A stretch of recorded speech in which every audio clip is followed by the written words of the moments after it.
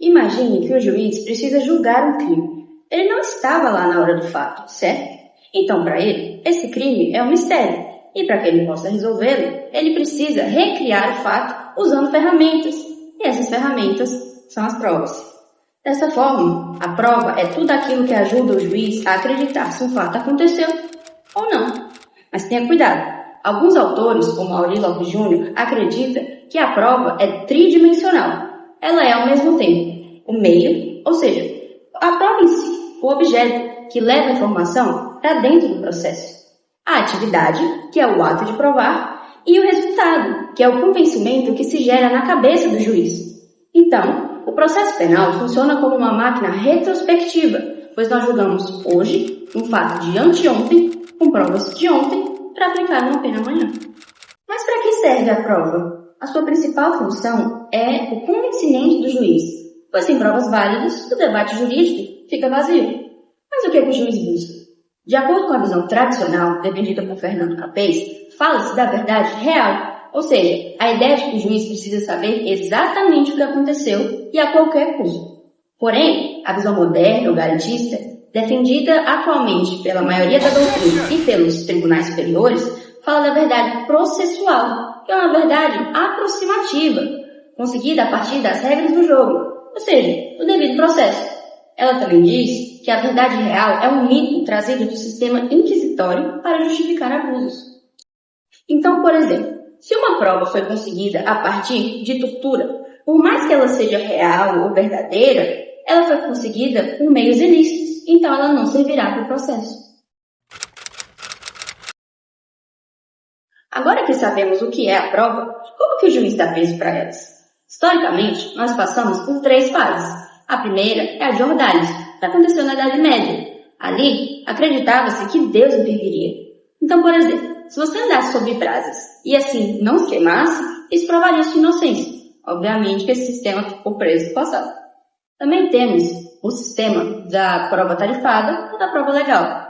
Aqui, o juiz não tem liberdade de decidir o que pesa mais, pois é o legislador que dá peso para cada tipo de prova.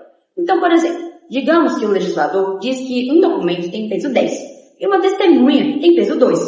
Mesmo que o juiz acredite que a testemunha pese mais, ele não pode fazer nada, ele apenas tem que seguir a proporcionalidade dada na lei. Dessa forma, alguns doutrinadores dizem que o juiz desse sistema é simplesmente um computador, porque ele não analisa a qualidade da prova, mas sim o que pesa mais na balança do legislador. E por fim, temos o sistema do livre convencimento motivado, que, de acordo com o artigo 155 do CPP, é a regra no Brasil. Aqui, o juiz é livre para avaliar as provas como ele bem entender, mas ele precisa fundamentar as suas decisões, ou seja, explicar racionalmente o porquê. Depois da mudança do Código de Processo Civil de 2015, há doutrinadores que acreditam que houve a morte do livre convencimento. O Leme Streck acredita que o livre convencimento surgiu para superar a prova tarifada, mas acabou se tornando um escudo do solipsismo. E o que é isso? Quando o juiz toma uma decisão com base na sua consciência e não de acordo com o direito. O ideal é que haja uma resposta adequada à Constituição, não à vontade do juiz, mas uma interpretação dele, da lei, que respeite todo o ordenamento jurídico. Mas atenção, o Brasil não é 100% puro. Nós temos resquícios de outros sistemas, como a íntima convicção, que ocorre no Tribunal do Júri. Ali, os jurados não precisam fundamentar suas decisões. Eles podem escolher simplesmente com base na sua consciência. Também temos resquícios da prova tarifada, que, de acordo com o artigo 158 do CPP, em crimes que deixam vestígios, o exame de corpo de delito é obrigatório e não pode ser substituído nem mesmo pela confissão do réu. Mas a lei permite que, em casos que os vestígios desapareçam e o exame seja impossibilitado, a prova testemunhal pode substituí-lo. Quem deve provar o quê?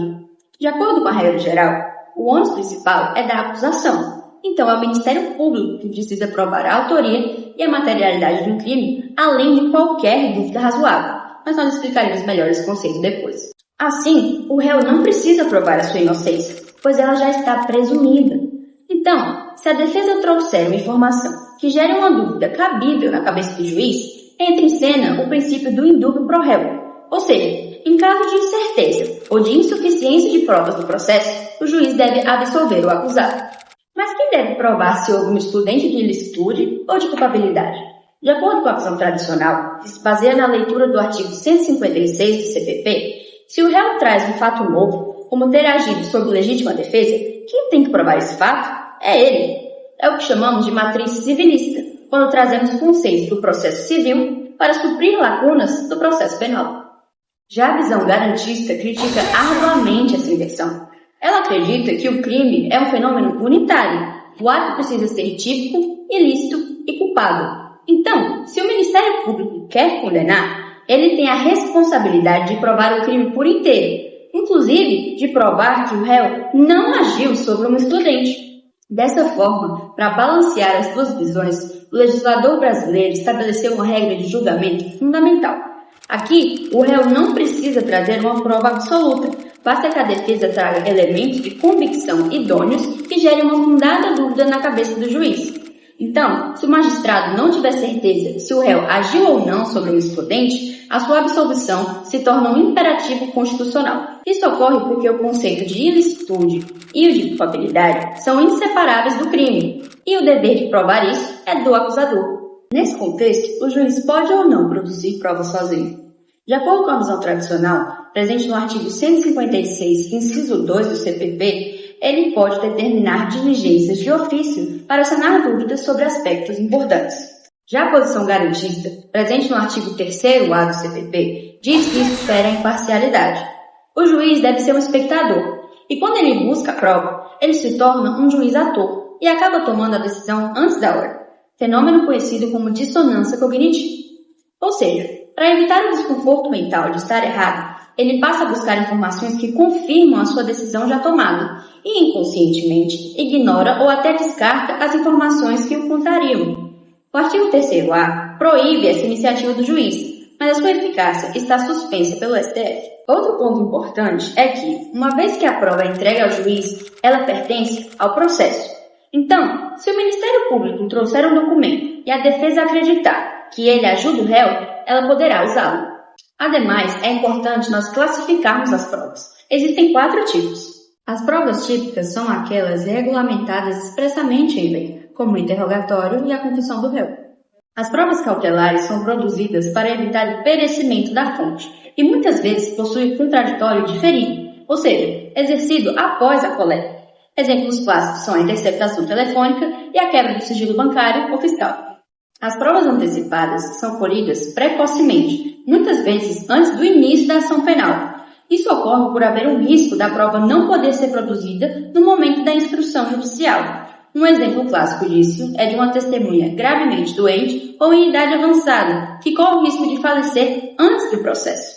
As provas não repetíveis são aquelas que, uma vez colhidas, não podem ser reproduzidas novamente, porque ou os vestígios desaparecem ou o objeto se deteriora. Isso ocorre na necrópsia e na perícia do local do crime. Vale ressaltar que, embora o juiz não possa fundamentar suas decisões exclusivamente com base nos elementos informativos colhidos na investigação, o artigo 155 do CPP traz as provas cautelares, antecipadas e não repetíveis como exceções a essa regra, dando-lhes o status de provas judicializadas. Dessa forma, elas são capazes de sustentar uma condenação, mesmo sem terem sido produzidas na frente do juiz. E para finalizarmos esse bloco, um ponto importante é a cadeia de custódia, presente no artigo 158-A do CPP. Ela é o conjunto de todos os procedimentos utilizados para documentar a história cronológica de um vestígio. E a sua principal finalidade é garantir a mesmidade da prova, ou seja, garantir que a prova sendo valorada pelo juiz hoje é a mesma que foi colhida lá atrás pela polícia, sem que tenha sofrido modificações. E quais são as etapas da cadeia? Para isso, nós preparamos essa tabela que está aparecendo aí na sua tela. Então já prepara o print para você poder estudar direitinho. E se a cadeia for quebrada?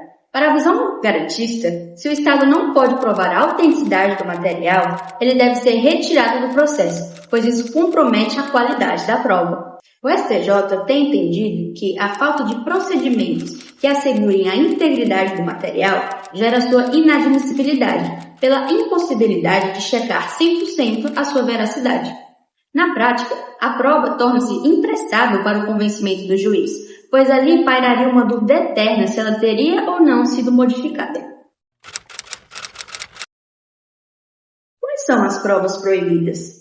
Primeiro, é importante ressaltar a diferença entre provas ilícitas e provas ilegítimas.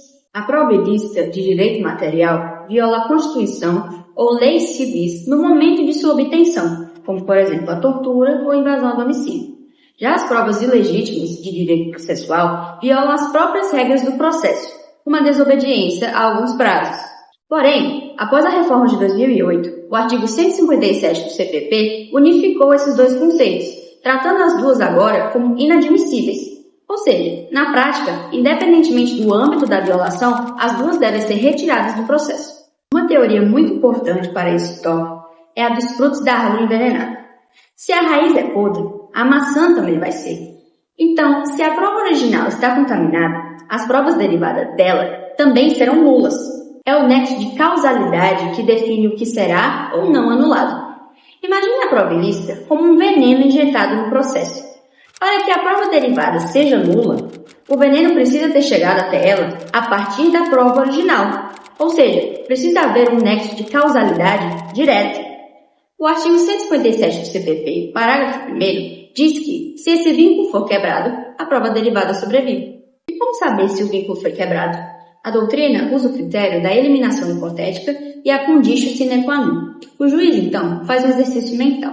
Se ao retirar a prova original, a prova derivada não existir, existe um nexo de causalidade e as duas deverão ser anuladas e retiradas do processo. Porém, há duas hipóteses onde esse vínculo é quebrado e a prova derivada sobrevive. A fonte independente ocorre caso a polícia consiga a mesma informação por um caminho diferente, sem depender da prova ilícita. Digamos que a polícia, por meio de uma interceptação telefônica ilegal, consiga o nome de uma testemunha. Porém, antes que ela possa usar essa informação, a própria testemunha decide ir até a delegacia para depor. Como o depoimento surgiu de um caminho independente, a prova ainda vai valer. Já a descoberta inevitável ocorre quando a prova seria encontrada de qualquer maneira, por conta da rotina típica das investigações, independentemente do ato ilegal ter acontecido ou não. Imagine que as equipes de busca já estavam mapeando um determinado local em que o corpo estava escondido. O fato de elas terem chegado até ele mais rápido, por conta de uma confissão forçada, não anula a prova, pois o descobrimento do corpo era apenas uma questão de tempo. Porém, há uma divergência doutrinária sobre essas exceções. Para Aury Lopes Jr., elas são perigosas, pois podem ser usadas por juízes para validar ilegalidades ou salvar provas que deveriam ser retiradas do processo. Porém, para a visão mais tradicional, como de Fernando fez, elas ajudam a evitar impunidades, pois a prova poderia ser obtida de um jeito lícito. Mas lembre-se, a doutrina majoritária acredita que, se a prova ilícita for a única forma para absolver um inocente, seu uso é admitido. Essa é a chamada proporcionalidade pró-réu. E prova ilícita contra o réu? O STF e o STJ não admitem o uso de prova ilícita para condenar. O entendimento é que o Estado não pode se valer de ilegalidades para exercer o poder de punir. Transformar a proporcionalidade contra o réu em algo real transformaria violações de direitos em práticas comuns, o que é inadmissível em uma democracia.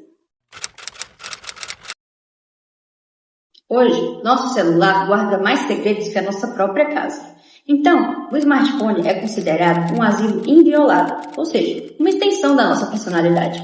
De acordo com a regra geral, o acesso a mensagens de WhatsApp e dados do celular exige ordem judicial. O STF entende que um cidadão abordado na rua, muitas vezes cercado por policiais armados e sob a pressão do momento, não tem a liberdade necessária para dizer não. Então, ocorre uma coação implícita.